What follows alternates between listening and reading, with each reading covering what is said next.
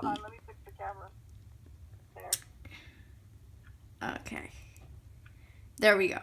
Okay, yeah, so I'm doing a series on, it's called Fan of Life, where, Fan of life. yeah, I interview people that I'm a fan of, because I can't be a fan of somebody without liking their message and, Uh-huh. liking what they bring to the world. And, even Yeah. without, I'm not going to get into that yet, but even without what we have in common, I would be interviewing you right now. Oh. Wait, thank you. I feel honored. So, okay, well, I'll start with um, everybody. This is Auti Angel. She's from Push Girls, which is a show that was on Sundance Channel that I loved. So, why don't you introduce yourself and tell everybody a little bit about yourself?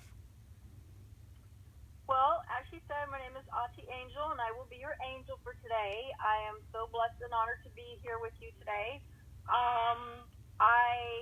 A little bit about myself. I have a background in hip hop dancing. It was kind of like J Lo before J Lo.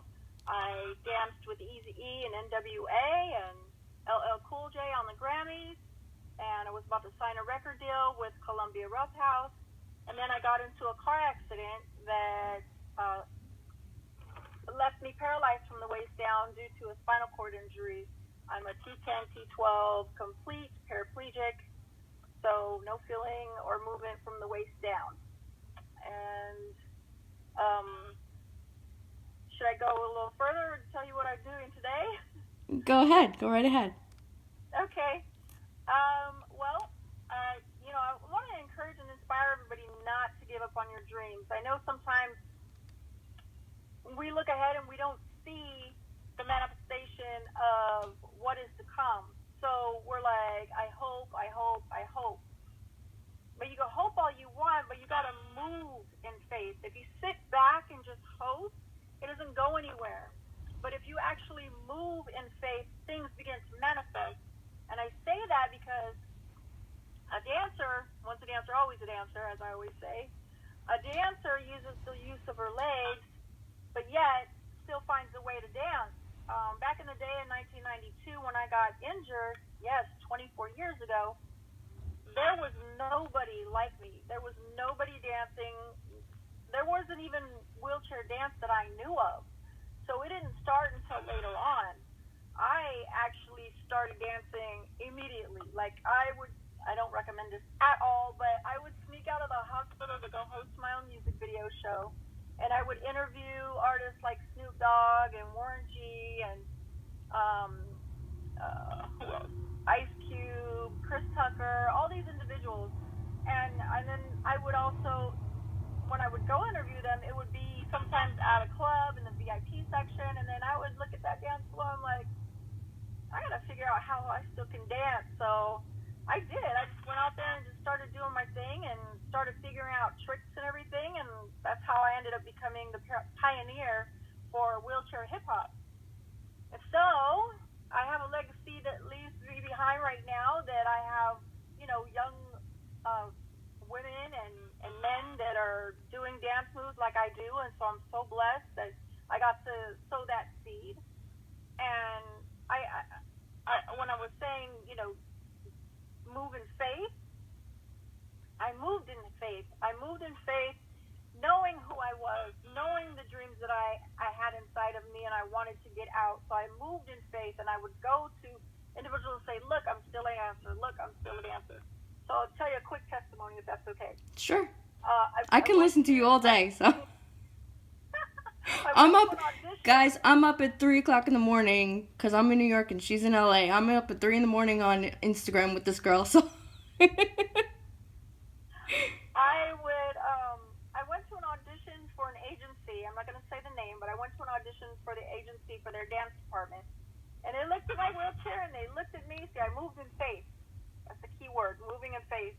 That's the word for today. Words for today, move in faith. I Should be moved every and I day, went but. to an audition knowing that they would look at me funny, and they did exactly that.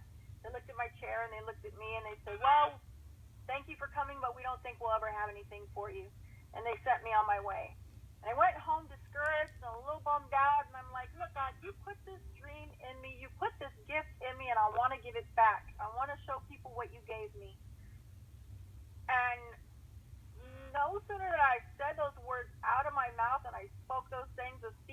I was, that I am still a dancer, that I still dance, and God, you gave me this gift, and I want to give it back.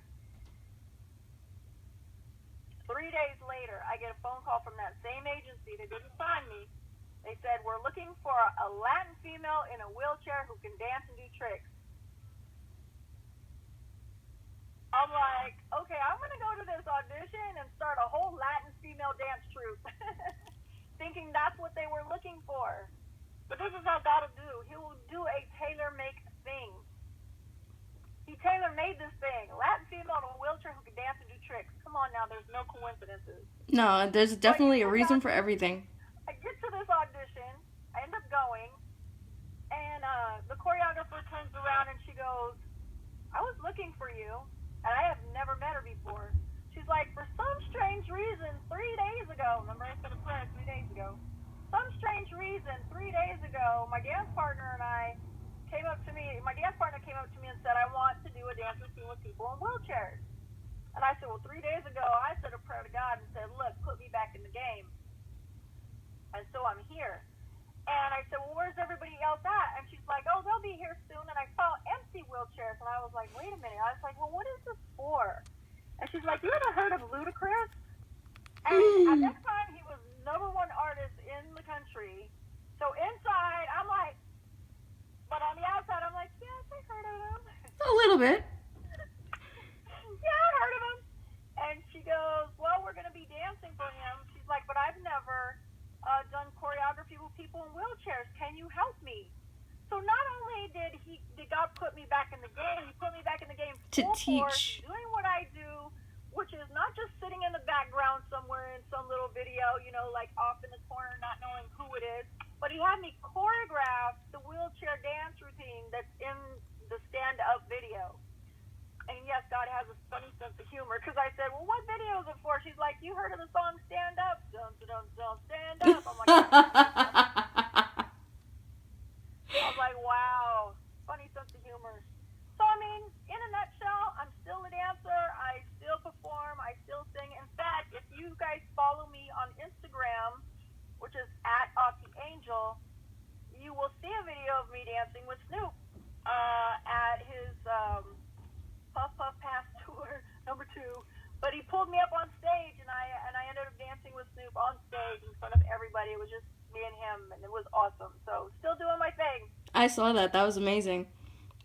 Thank you. Now, how did you feel? When did it click for you? Besides in the dance world, that your life was meant for something after the accident, because that's something that I can't relate to. I was born with spina bifida, so this is all I've ever known. So I never had to put myself in that position where I went through a transition. It was just always instilled in me growing up. So what was that like? Well, let me ask you a question. I know you're the interviewer. Okay, go ahead. But let me ask you a question. Growing up, did your parents sow seed into you of saying that you can do anything that you want to and stuff like that? Were they encouraging and empowering? Absolutely. Absolutely. So that's where it began. So all they did was sow the seed. Same for me. I'm biracial, or multiracial actually. My mother is German and English. She's a white girl. My father is Mexican and Peruvian. He's Latin. So born to biracial parents, they pretty much showed me the same thing by watching back in I'm about to tell my age. Well, I'm 47. I don't care.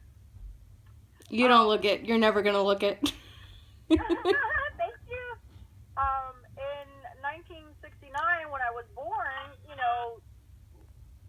there was a lot of racial controversy going on with biracial couples. And so my parents went through a lot of strife and a lot of ridicule because, my father is dating a white girl, my white mother is dating a Latin man. And they were not having it back then. So when I was watching them go through that, whenever we would go somewhere, and then we would come home, and I didn't see color. I just saw love. It was like they sowed that seed into me of loving anybody no matter what the difference is. Mm-hmm. So it didn't matter, differently abled or differently racial or differently believer. I love everybody. I don't care, what your abilities are. I don't care what your age is. I don't care what nationality you are. I don't care what you believe in as far as spirituality and everything. I don't care. I don't care. I don't care if you serve time in jail. I don't care. I don't judge. And that was an awesome seed sown in me. So, with that being said, my grandmother also sowed a seed of religion, but I'm not a religious person. I do believe in Jesus Christ. He's my Lord and my Savior. But at the same time, I believe in spirituality. Like I said, I believe that God presents itself, not he or she. Because even in the Bible it says God is neither male nor female, but came in the form of man. That's how we end up with our prophet, Jesus. But God presents itself, however, in which shape or form it needs to provide. So that way I don't judge. So being that seed was sown to me as a little girl at 5 years old, that helped me get this transition. I actually had an experience in my car accident where I felt the presence of God and I heard the voice of God, and it's like no audible sound that I can ever explain. The feeling is like nothing I can explain. So that kind of also helped me with my transition. I believe each individual, whether you're born biracial or differently abled, God presents itself at the perfect time and helps you recognize what your purpose is. Sometimes we have to go through something in order for it to actually click. Sometimes not. Sometimes people just get it. It's all of a sudden you're just walking on the street and all of a sudden, or rolling, or, using a walker or crutches or crawling. You have a moment that clicks that says, I feel like I should be doing this. And that little something is a seed that is sown in you. And then you start making little baby steps towards that.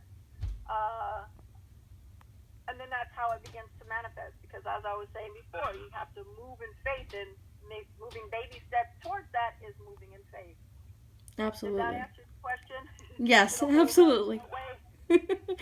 What is the biggest misconception that people make about people in wheelchairs to you? That we're not able to do all the things that we can do. Bingo! I love that answer. And I say all the things because we can do so many things.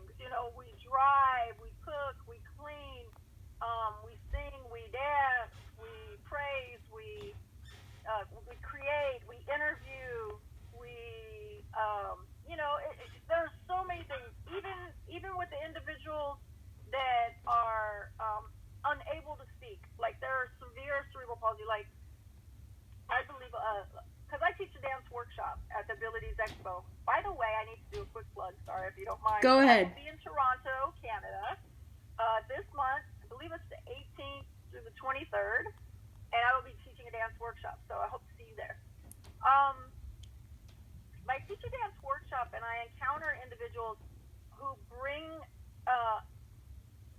they'll have a caregiver who will bring them out in a wheelchair, and they can't move anything but their eyes. They can't. They're nonverbal, but they're still able to do so many things. And they're like, well, what are they able to do?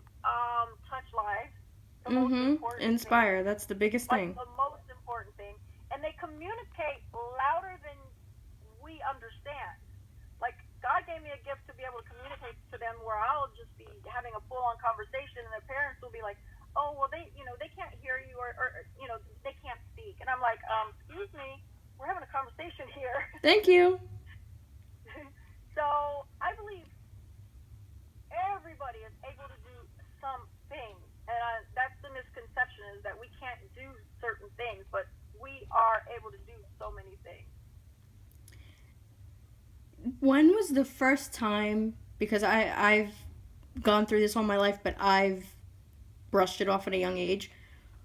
When was the first time you were told, besides right after your accident, which is the obvious answer, but out in society, that you couldn't do something? And what was your reaction? It was shortly after my accident, when I began to tell people that I was going to dance again. And they're like, but you can't dance. How are you going to do that? And I was like, watch me. Doesn't that motivate you even more? Oh, absolutely. Absolutely. When you tell me I can't do something, watch me. Oh, yeah. I will do it.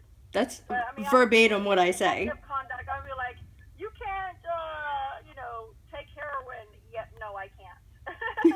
But, you tell me that I can't dance, I can't sing, I can't jump out of a plane. Oh, been there, done that, honey.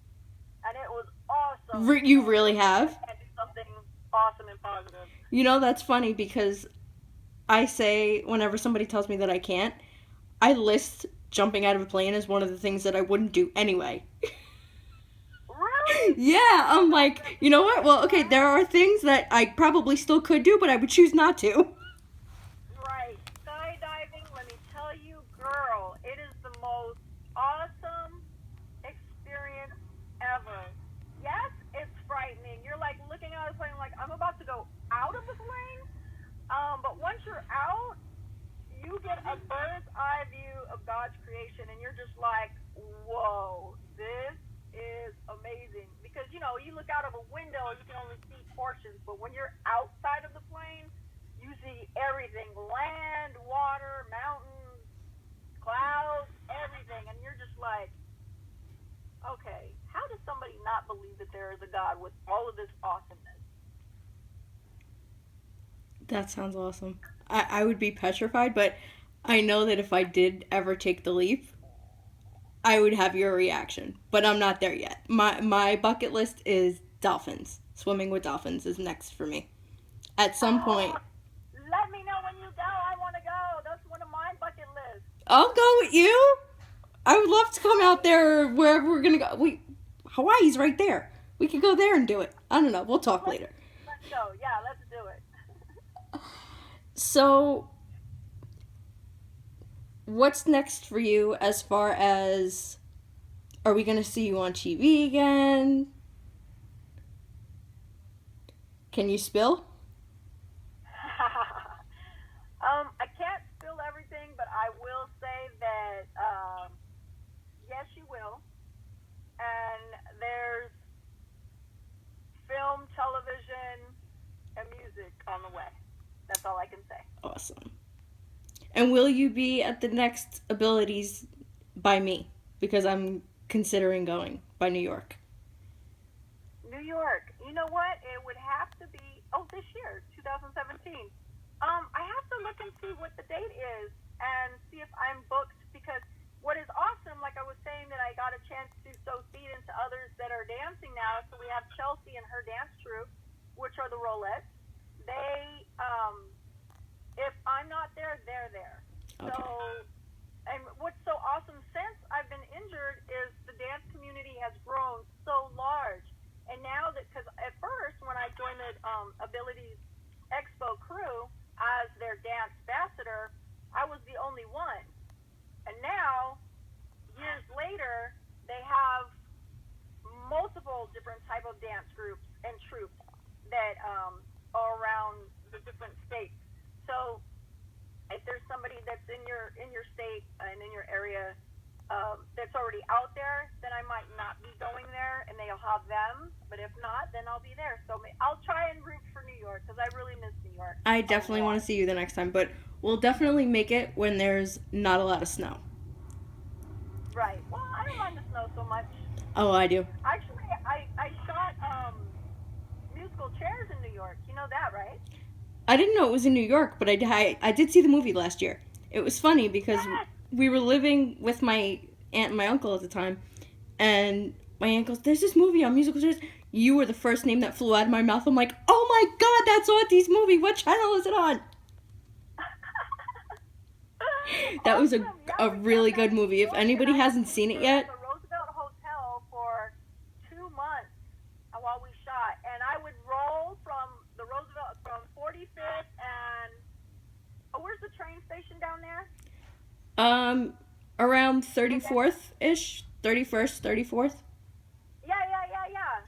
So I would roll from there to Times Square like almost every night just because I loved it. I just love being out. And I have chronic pain. I don't know if you deal with any of that, but I have chronic pain that keeps me up late at night. And so that's one of the reasons why I love New York is like it does not shut down.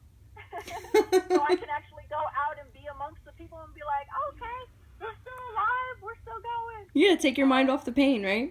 Yeah, but out here I'm like stuck, at home with my pain. Like there's nothing to do. Really? Out there, there's nothing to do? Not late at night when my pain kicks in. My pain kicks in like 2, 3, 4 in the morning, and it is shut down. Oof. I can probably go to the grocery store, but that's about it. Ooh, you gotta get you a house out here. Yes. Right by me. We'll hang out all the time. I would love to be bi-coastal, so yes, let's do it. Awesome. So, where can everybody find you online? All of my social media, well, I have a website. It's autiangel.com. It's AUTI. If you forget, it's like auto, but spelled Auti with an auto spelled with an I. So Auti, AUTI, angel.com. And then all of my social medias at the at symbol, Auti Angel. So. Okay, that's awesome. Well, thank you so much for this. This was amazing, and you were the first push girl that I wanted to meet. So next, we're gonna do this in person. Yes, And I'll take you around New York. yes. I'll take you around New York or something. Oh, I would love that. Yes, let's make that happen. And if I come to New York, I will definitely post something on social media and let you know so we can meet up. Awesome. That sounds so good. Thank you so much for this. Yes, thank you. Thank you. It's an honor and a privilege to do so. Are you gonna be on Instagram tonight for all of us? You know what? I probably will. Okay, In fact, so I'll probably get on there right after we get off, so. all right, well, I'll hop on with you. All right, awesome. Let's take a ride together. Oh, definitely. Thank you so much. I'll talk to you soon. All right, love you. Love you. Bye. Bye.